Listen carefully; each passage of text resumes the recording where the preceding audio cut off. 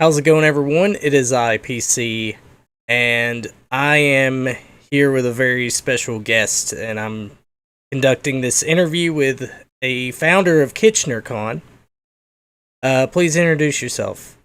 Yeah. Hi, my name is, officially, Chris Cydia Holmes. I am the director of communications for Kitchener Comic Con. Some people out there may know me as Crumbrion or Darkside EB on Twitter. Yeah, I am one of the founding members of Kitchener Comic Con. All right, and so we've heard a lot about you guys. Here recently, you guys decided to invite Nick Rekieta and Vic Mignogna. Hmm. So that's why I figured, why not, try to get an interview out of you guys because I'm really interested, like how this came to be and how you guys feel about the backlash, and that's what we're gonna get into. Yeah, for sure. So you guys are from Ontario, from what I looked up here, Yeah, Ontario, Canada. and how long have you guys been doing KitchenerCon? Oh, that's a good one. That's We've been doing it for about 6 years now. We've been in the region for a lot longer. The owner of the convention has been doing events for about 15 years, so we have a little bit of experience all over. But we've been doing Kitchener Comic Con for about 6 years going. This will be our sixth year. Ah, so what made you guys decide, to invite Vic Mignogna? That's an easy question. Mostly because the fans just the fans were asking for him. Like the fans wanted to see him, the fans want to support him, and he hasn't been in Canada. I believe the last time was I think it was Fan Expo. I'm not 100% sure, but that was back in 2016. So it's almost been 5 years since Vic has been in Canada, and so we've been following this entire thing. Like myself personally, I've been following the news ever since day zero. I saw the IO9 article come out, and I took a special interest in it just for my own. At that point, I wasn't even thinking about inviting him, but eventually turned out to that. But yeah, that's what very happy to bring him back for the fans because everyone's been asking for him. Oh yeah, I mean, I think I'm pretty sure everybody's looking forward to seeing him in Canada. Sadly, I can't go. Aww. Yeah, I don't live in Canada, so. But I mean, so you guys have followed the case, right?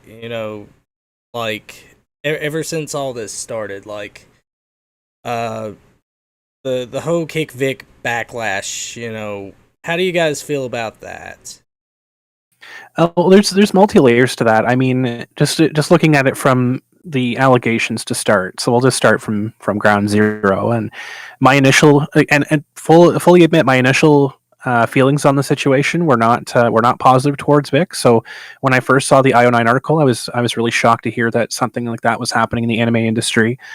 Being a survivor of sexual assault myself, so I really like the story really resonated with me. So I was pretty shocked when I heard that, and then as I was following the case and the details, because of course we've all heard about the Bill Cosby stuff and etc.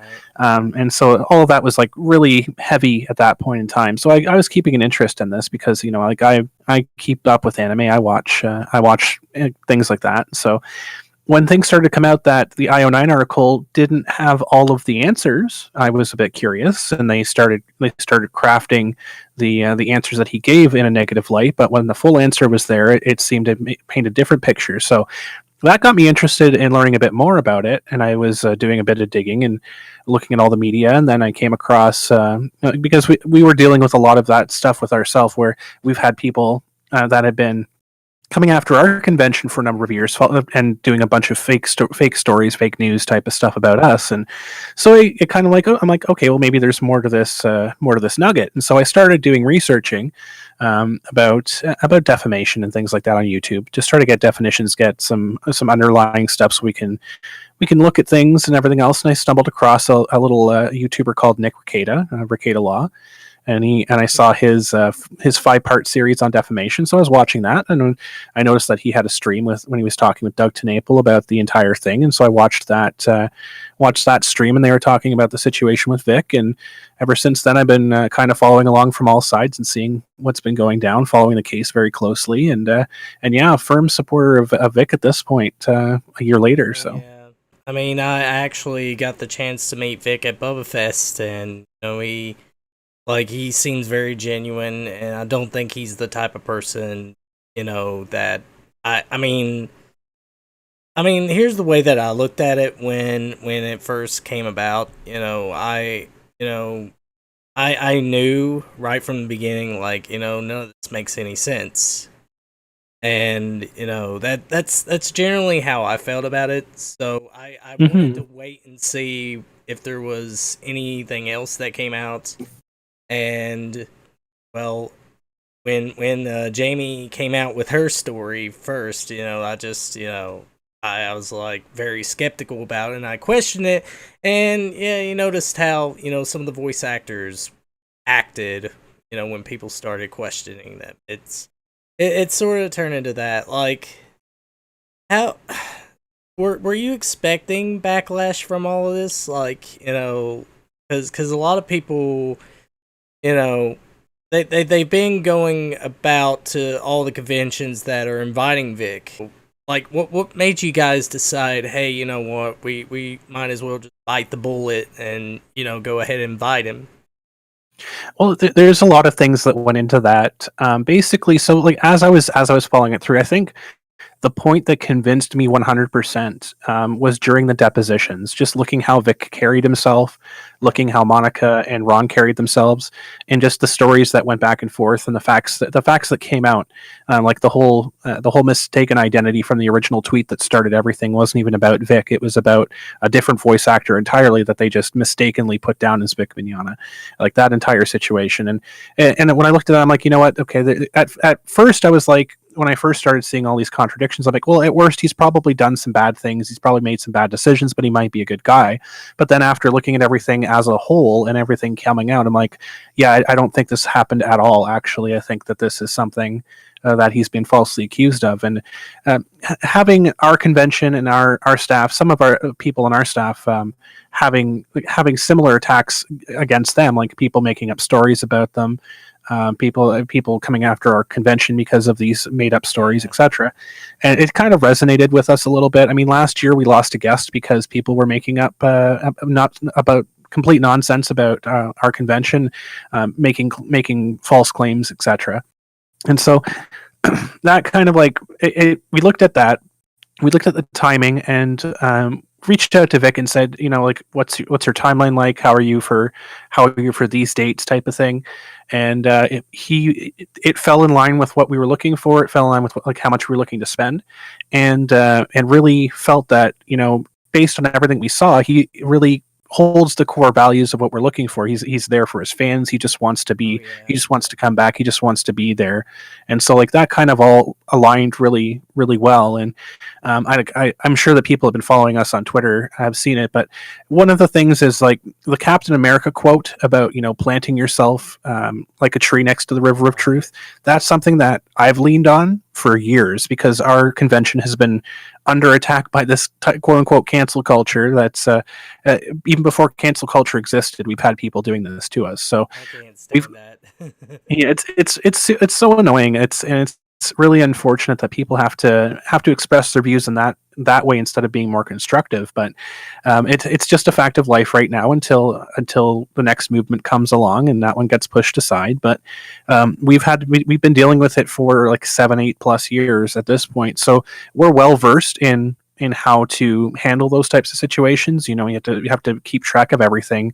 Like keeping a history of absolutely everything is really, really important. Making sure that you're not saying something or doing something that could be taken out of context. And it's unfortunate you have to kind of walk on eggshells a little bit, but in the same point, it's like makes you really keenly aware of yourself. And when you have a bigger platform like that, that's really important that you're aware of everything, because it's super easy to lapse back on it. So when we had the chance, it's like we took a look at it. We polled everybody on the team. we all were unanimously in agreement that yes, this is the next step that we have to take, not only as an event but as to create an identity for ourselves, because it's like we have to stand up to these people, because we've been attacked for like 7-8+ years. And so it's like, okay, how do we stop that from happening to us? And then at the same point in time, we have a chance here to lift somebody up who's been put down in the dirt, and we have a really good chance to build a relationship with that person and their community, and really make a name for ourselves as a convention that's not gonna stand for that anymore. Because when we started Kitchener Comic Con, we really took on the identity of like old Stan Lee of his really campy '80s like superhero things, like greetings true believers, all that sort of stuff, like the really campy '80s '90s super positivity superhero stuff. So if we're out here and that's our and we adopt that as our identity, and we're adopting the standing up for the little guy, and fighting the good fight, and making sure that no matter what odds we're doing the right thing, it's like it'd be kind of hypocritical if we kind of shied away from that. So that's kind of why we decided to take that stance. So, I mean, it's not just a comic convention. Obviously, also anime, and you invite guests from all across the community or industry. So what made you guys decide to invite a lawyer like Nick Rekieta? I mean, I've met the guy, and he's definitely an influence, great influence. No, absolutely, and honestly, what started out as a comic book convention, it grew into a fandom convention, and what we really noticed is that people really caught on to the idea, and like they really bought into the idea of superheroes, right? They love the comic book superheroes, they love that identity, and so that's kind of something that we've adopted as our identity for the convention. So we're a comic book convention, we're an anime convention, we're a fandom convention, but first and foremost, above all else, we're a superhero convention, right?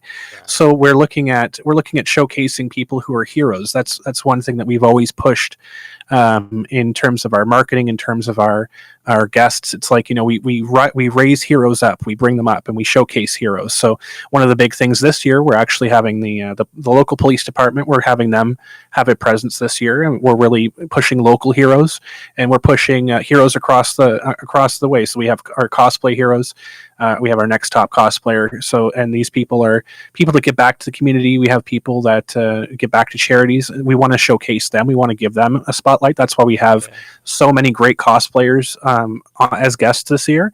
We opened it up with just basically the requirement. We didn't have to require them to be cosplaying for several years. It's just like, look, if you want to come in and you want to give back to the community, that's an amazing thing. That's a heroic thing. We're gonna showcase you for that. So, looking at Vic Mignogna, he's been a hero to so many people. So that's why we think he fit well into there. And I think Nick Rekieta, I think he fits into that category too. I know a lot of people would think that. I know a lot of people would think that he's like more of a villain in this situation, but honestly, it really takes a hero to step up when he knows that something is wrong and morally wrong, and take a stand for it against no matter what the odds are. And so I think Rekieta looked at the situation that was happening to Vic, and he said, you know what, that's not right. I need to do something about that, and that's why we reached out and ultimately invited him. Yeah, I mean, Nick has been a really good influence in the movement I Stand With Vic. How do you feel about I Stand With Vic, or Kick Vic, actually I'll ask both questions. How do you feel about I Stand With Vic and Kick Vic? Like, how do you feel about each side? I think that they're very passionate. I think that they're very eager to prove their side of things, and they both have a lot of hurt on both sides. And I think it's emotion that drives on either side of them. Do I think that either side's correct? I don't think so. I don't think that either side is going about things the right way. Yeah. I think they should be listening to who they're defending. Like on the I stand with Vic's side. I think that they should be listening to people. But again, I'm not one to say, I'm not one to censor people or be for censorship. I mean, people are going to say what they want to say regardless. But honestly, if they're looking for positive change, or on either side, right? Because the side with Kick Vic, they have some valid points. The side with I stand with Vic, they have valid points. But I don't know if they're going about it the correct way. I think. If they're looking for positive change, they should be looking at taking things differently. They shouldn't be attacking each other. They shouldn't be, calling each other out, etc.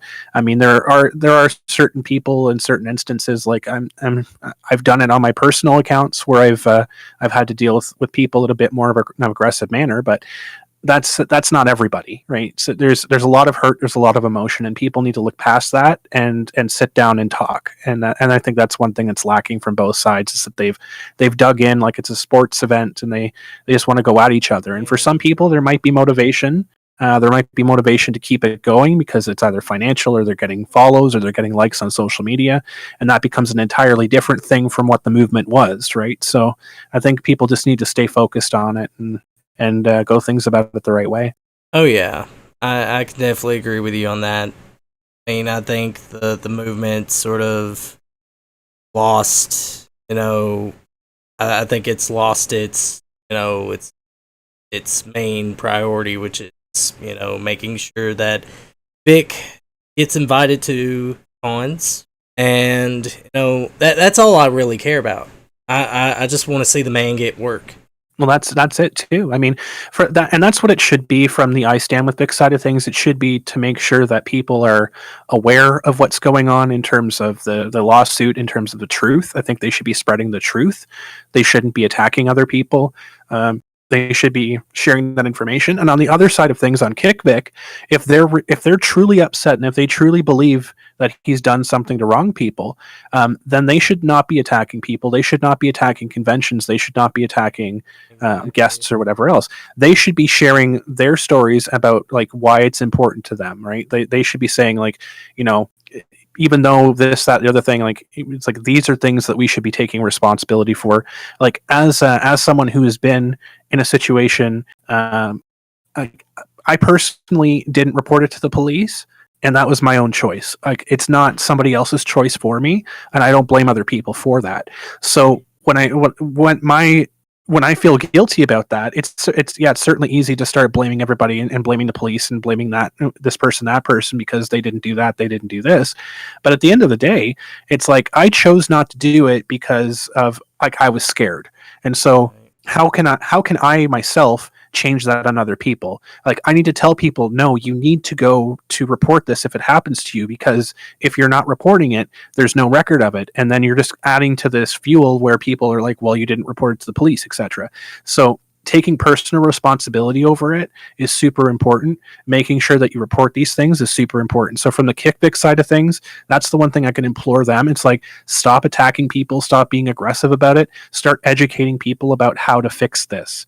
And how to fix this is not making sure that X, Y, or Z person doesn't go to an event anymore. That doesn't fix it as a whole, right? It might fix one person because you've like effectively deleted them from the planet, but if someone else does it and you're still not reporting it, that doesn't fix that. So that's the one thing that I can try. I implore people on the Kick Vic side of things. It's like, if it has happened to you, if something bad or something like that has happened to you, tell a friend, tell family, tell the police, tell the authorities, tell somebody. Make sure it gets recorded, make sure it gets written down, because that's absolutely imperative. And I'm not saying like anything like that happened here with Vic, because honestly, over like he's mid 50s, and like honestly, at this point in the case, if you look back at the Bill Cosby case as a good example, a year into the case, like, there's a bunch of people that said absolutely no way this could happen, no way. But over the course of the year, there were police reports, there were things, and all of that stuff came out. And at this point in the time, like, we have 100 lawyers on Law Twitter that are constantly poring over information, and they haven't been able to find a single red letter against his name. I don't even think he has a parking ticket. So it's like you're talking about a squeaky clean personality here, and I think that people are forgetting that, and they're just riding with the emotions on both sides. Right. I mean, I can definitely understand that, and I I will admit that maybe I shouldn't have been as I guess the word I guess I shouldn't have been as uh hateful or anything, which I really wasn't. I was just wanting answers, just like everybody else. Absolutely. Yeah, and I mean, I think that's what people need to come to realize is that this isn't about just proving a man's innocence, because I mean really no there's really no way that we could tell whether these stories are true or not, Right. because it's not our experience, No. not something we witnessed or experienced, so it's none of our business. But I think you're right about they should report it. I mean, and that's the thing. Well, and it's about due process, right? Like honestly, if you're looking at it, like I I have to live with the fact that I didn't report my assault, and the fact that that person, I'm hoping that they felt guilty enough that they didn't do it again, but they effectively got away with it without any consequence. So there's nothing stopping them, like physically or legally, from doing it to somebody else. And so, if there was another victim after me, like that falls on my shoulders for not reporting it. And it's not the police's fault, because insert reason here. It's not my parents' fault. It's not my friend's fault. It's not a person on TV's fault. That's solely mine. So it's like it's motivated me to be like, okay, well, how can we get that narrative changed to be like, well, it's everyone else's responsibility except mine for this to happen. It's like, no, we have to, in order to find out who these people are, get the right people to justice, we have to report these things as. And I've had good and bad experiences with police. Like, I'm not here to say that they're the absolute be all end all, but we have a justice system. There is a justice system out there. It's been refined over like hundreds of years, right? And going through social media is not the way. That's not the vetting system. That's plenty of ways to go around and make a bunch of circumstantial evidence and just reinforce narratives without actually looking at facts. And so that's why there is the justice system in place, and that's why I just say due process above all else. So I was gonna ask you, like, you will be having security there in case if something does come up at your convention. Yeah. And that's the most important thing is if and I'm not saying that Vic is guilty of anything. I'm just saying people need to realize that there is people that you can go to if something does happen. Like, you could go to the manager of the convention or a security guard. Yeah, no, absolutely. And then there's a lot of people out there that are making a lot of rumors, making a lot of assumptions. Yeah. A lot of people that don't even live in our country that are acting like they know exactly what we're doing. But no, that we actually are increasing security, not because of the allegations or anything like that. We're increasing security because we're anticipating a really, really large attendance. So last year we had about 12,000 people, which was quite a lot. It filled the venue.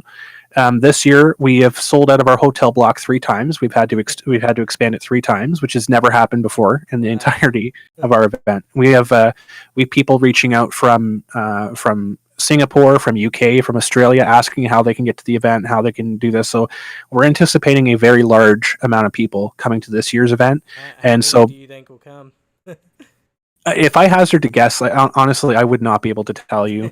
I would say we're going to be looking more than 12,000. I'll just say Yeah, safely that, especially with but Vic. especially with Vic, yeah. But and I know from other events that he's been to, he's drawn an additional 500 to 700 people. So with the added notoriety to what we're getting right now, I think it's probably safe to say we're going to get at that or a bit more. Not really sure what numbers we're going to be looking at, but no, we've contracted additional security for our team. We've contracted a security from the city hall venue. The city hall venue has built-in security as well. So, and on top of that, we're also having the regional police department have a presence. Right. They're going to be at the event. So, but honestly, we could have 1,000 security guards at every single corner of the venue. But the best security guard I would say, I wouldn't say best security guard, but the Parents. best security are other attendees. Like, we're going to have Yeah. tons and tons and tons of people there. So not being alone is a very big thing. So if you ever find yourself alone, or if you find yourself uncomfortable at the event, we're going to have tons of volunteers, tons of staff there. The volunteers have bright red shirts, so you're able to wave them down. They've been trained and told to bring people to safe locations or bring them to the nearest security to report any incidents or anything that's going on, any suspicious individuals, and the security individuals are trained, of course, to take care of that situation. So no, there's tons of people. Again, we've had no incidents ever at our event.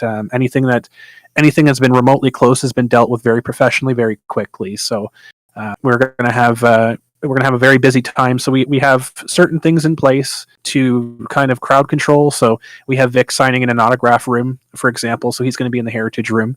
That one's membership only. So we have a little bit more control over the traffic in the door. And we'll have staff in there. We'll have security in there to make sure nothing gets out of hand. And we also have a queue system as well. So we have a concierge for the first time this year.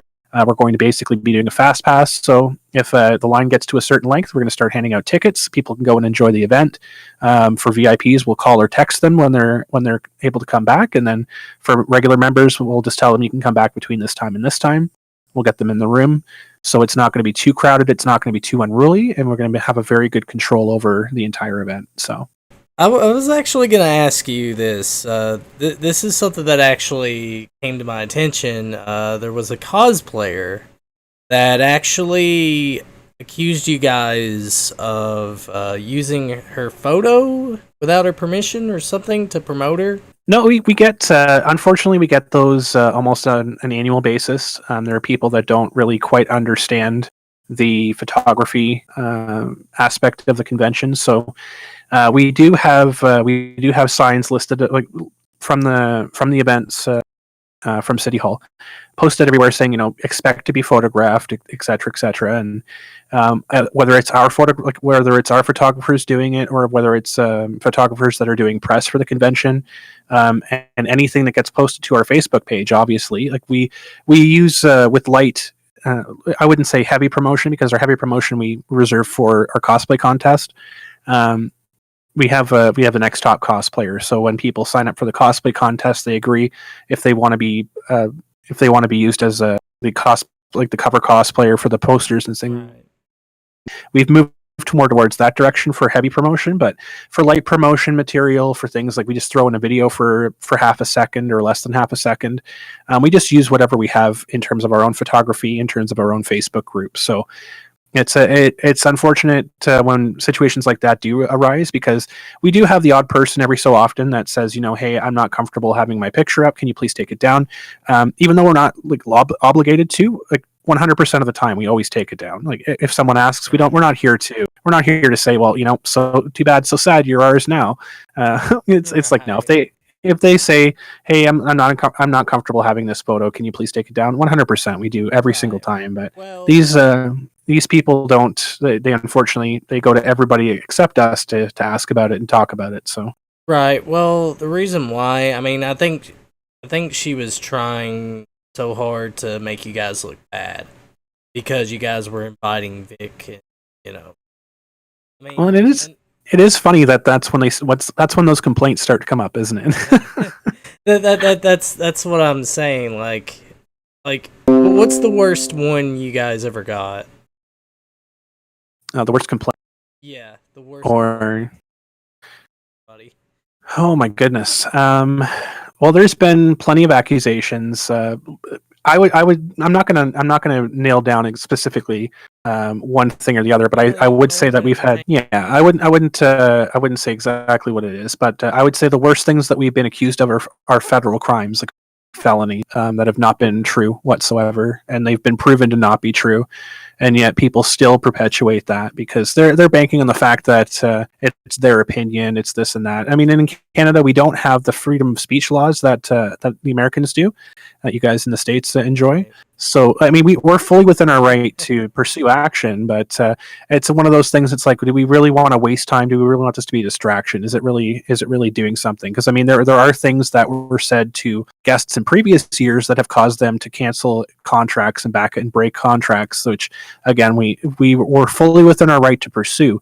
But a lot of these people are banking the fact that we don't have the money or that we are not going to. So it's more so like, well, really, what is this about? Is this like, is it stopping us from our ability to doing this? Like, we lost a guest last year, yeah, but we still gained like 2,000 people in attendance. So it's one of those things like, well, we could spend like $20,000, $30,000 to go after these people and ultimately get nothing out of it, except, we get our feelings our feelings repaid, probably not our wallets, but it's a fact of like, okay, well, we've proven them wrong and people know that they're wrong, and I think that's about all. So what would you tell other conventions on how to handle cancel culture and how to handle situations like this? honestly, I would look at them and say a couple of things. I mean, first of all, for people out there that are going to be really up in arms about this, when we say cancel culture and we talk about cancel culture, we're talking about groups of people who have agendas that go out and attack people that are innocent, that don't have anything wrong, that have never had anything wrong. I'm talking about the Chris Hardwicks. I'm talking about the Johnny Depps. I'm talking about those people who have literally never done anything incorrectly and they have lost careers over it. I'm not talking about Bill Cosby. I'm not talking about Harvey Weinstein, where there is actual credible evidence and there's actually fire where there's smoke. So that's one thing that people really kind of, they blend it together a lot. They really, really want them to be the same thing, but you need to separate them because that's not cancel culture. That's different, right? You have justice and you have cancel culture. And I don't think cancel culture is justice at all. And the other thing that I want to say to any event out there that's running, like, if you're afraid about the bad PR, if you're afraid about the negative press and everything else like that, and the strain on your team and everything else like that, I can tell you right now, I can tell the world right now that I got a concussion literally a day before the Vic announcement. So the Sunday night before the Vic announcement, I slipped on a piece of ice and I bonked my head, and I had a concussion, and I've been suffering through post-concussion syndrome that entire time. So I am the only media personality. I'm the only person that handles media on our team. So there's no one else that is savvy on Twitter, Instagram, all of that stuff, all those platforms. It was only like a few days ago that I got one of our team members who is really chomping at the bit for something. He's taken over Twitter, but I've been solely handling all of these inquiries and everything else through a concussion by myself this entire time. And if I can do the job that I'm doing right now, there's no excuse that any other convention can't with the teams that they have behind them. And and it doesn't take much to stand firm and stand tall. And like, yes, it's a lot of burden, but honestly, when you look at it, it's like, okay, when you're standing up for something correct, when you're standing up for something right, when you have the fans' support behind you, like, that's what it's about. It doesn't matter if you have 12 or 13 people that are really, really upset about it and that aren't going to go to your convention, but they're going to tell the world that they're not going to go to your convention now. It's about the 10, 20, 30,000 people around the world. I mean, we're talking about millions of people around the world that are willing to throw money at you even though they're not going. Like, we started up the non-attending pass so that people in Singapore could buy passes. We had a person buy two of the packages and said, please donate one of them to someone who deserves it. Like, people just want to see Vic come back. They just want to support him, and they'll support people who do that. And they're not terrible human beings. Like, they've met him, they've seen him, and they've seen what he can do. And I personally don't believe that Vic is a terrible human being. Speaking with him and speaking with his family, like, they're amazing people. And, I think he's in a bad situation. And I think the incredible support, not only locally, but worldwide, has been humbling in terms of all of it, not only for myself, but I think for Vic as well. Oh yeah, I mean it's very unfortunate, all that's transpired, and I'm just glad that there's conventions out there that are willing to put the bad publicity aside and just take the chance. Well, and it's also about taking a firm stand against things, right? And at the risk of getting a little emotional here, I'll go into one of the more personal reasons as a team that we're really firm on this year.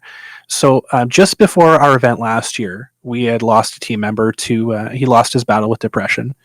He had taken his own life, and sorry, I'm just still pretty raw a year later. But he was bullied in silence, and so last year we wanted to honor his memory, as he was a brilliant person. He was a wonderful person in the cosplay community.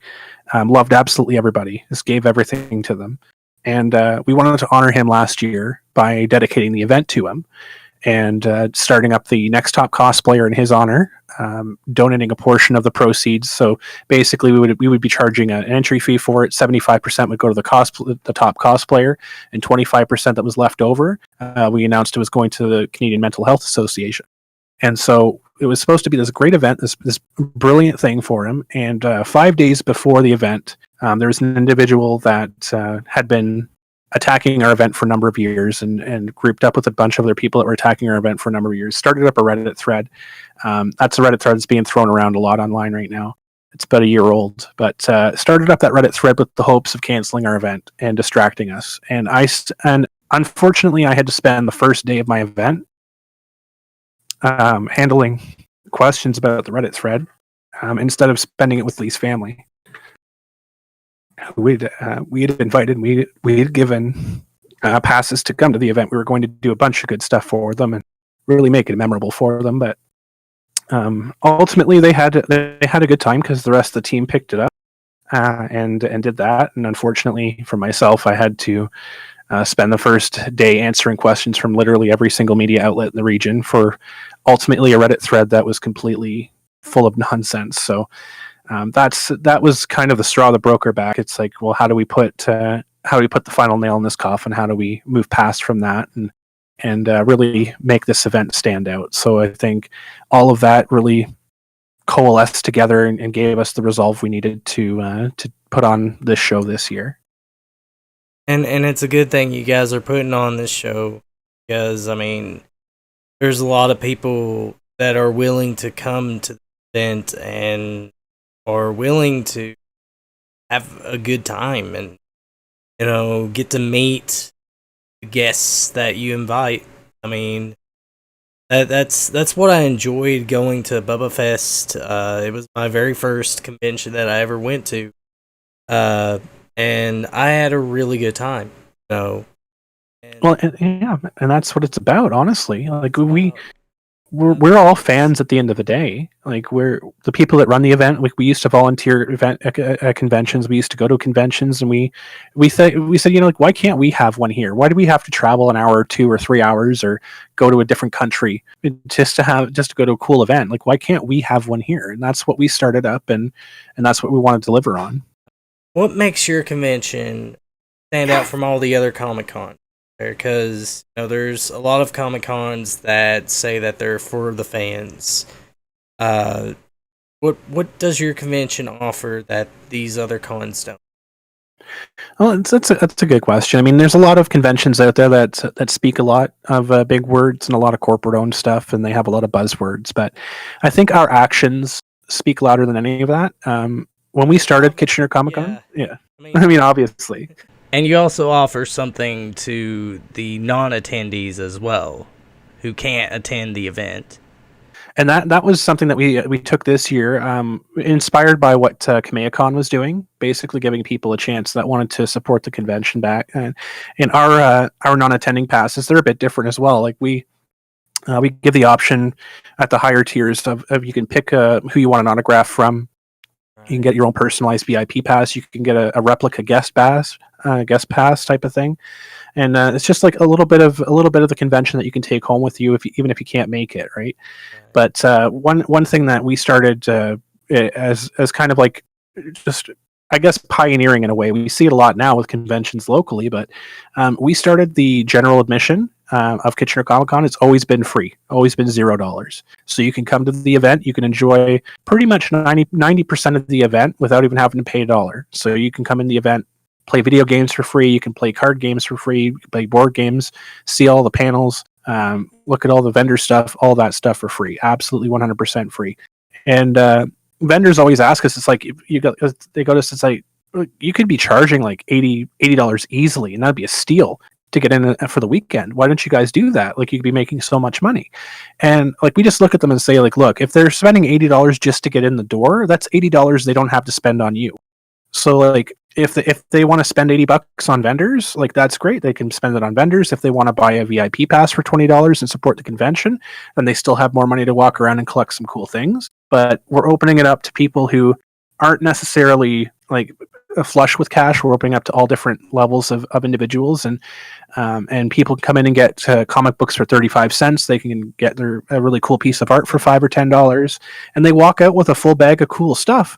Whereas if you went to a fan expo or you went to a PAX East or San Diego Comic Con, you're spending so much money, you might just walk out with just memories and photos. Because that's all you can afford. But yeah, but the other part is like, and this is why Vic is so important to us in terms of his fans, right? So we have him in the membership only area, which is accessible by membership or VIP pass. Right now, memberships are $5 online. This is all in Canadian dollars, so it's $5 Canadian online, or and the VIP pass currently is 20 Canadian dollars.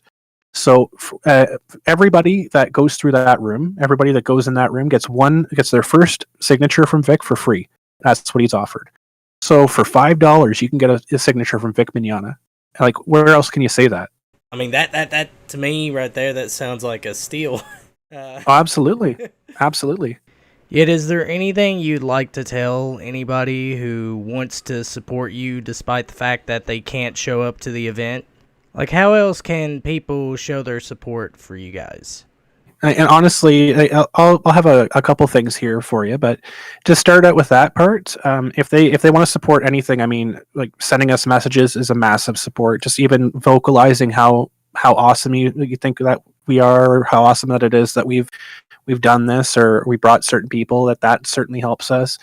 We've had people send us fan art there's one person that's sending fan art to be included in the packages that we have mailed out, and different things like that, and to be included in the VIP bag. Person was sending us a song that they were writing, and it's anything at all. Honestly, it is truly appreciated. Even just a message saying that, way to go, just a thumbs up, anything like that is truly appreciated. Even if you can't support financially, even if you can't come out to the event, honestly, all the positive messages that we get, and all the positive messages that Vic and Nick get, honestly, it's more than anything else. All right.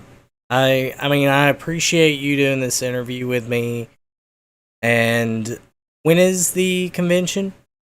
It is February 29th and March 1st. It's in Kitchener City Hall in Kitchener, Ontario, Canada. So it's basically coming up right away. And if you guys are in the Ontario area, then I highly suggest you all to go check out KitchenerCon. So yeah, thanks once again for doing this interview.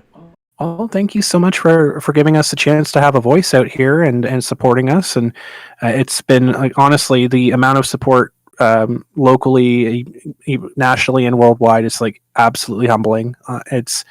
It's something that we never anticipated. We anticipated a lot of the hate. We did not anticipate the level of support that we got. So that is truly humbling. And just show your support the best that you can. Even if you don't go, just follow them and message them. Like, you could just send them a message, or the best you could do is follow them on social media. Absolutely. Yeah. So I appreciate you doing this interview with me. I'm going to go ahead and close out this video. This has been Pirate Canvas signing off. You all enjoy the rest of your nights.